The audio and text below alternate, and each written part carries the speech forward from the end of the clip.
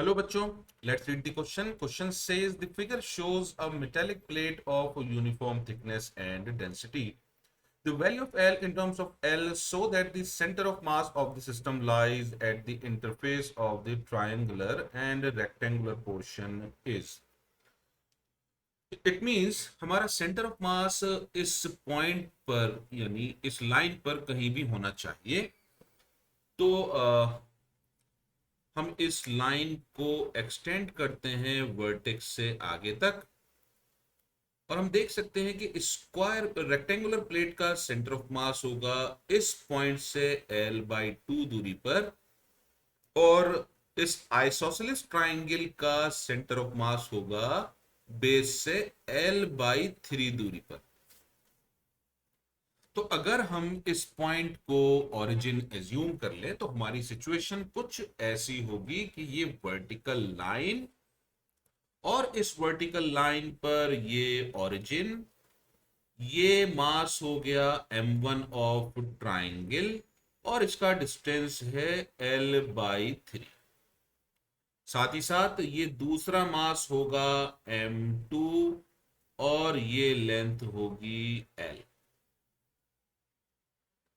Alright, तो चूंकि हमें L/3 और L distances, sorry it's L/2, मैंने डिस्टेंस गलत लिया, ये होगा L/2।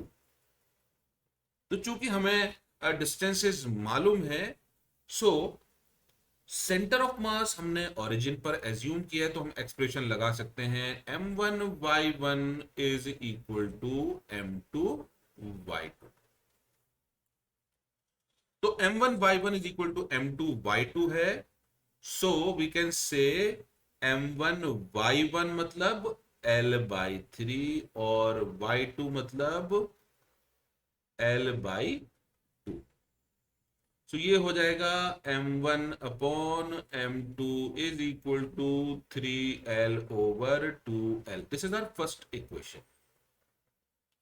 साथ ही साथ हम अगर ट्राइंगल का एरिया देखेंगे तो एरिया ऑफ ट्राइंगल होगा A1 which is equal to half base that is B into altitude that is L।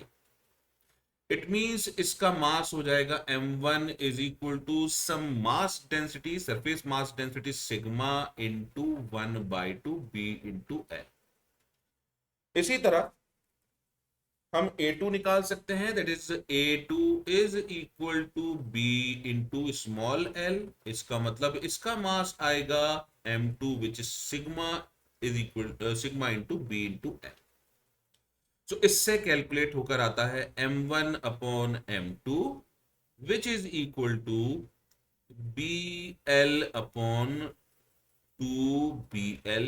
It is equal to L upon 2L।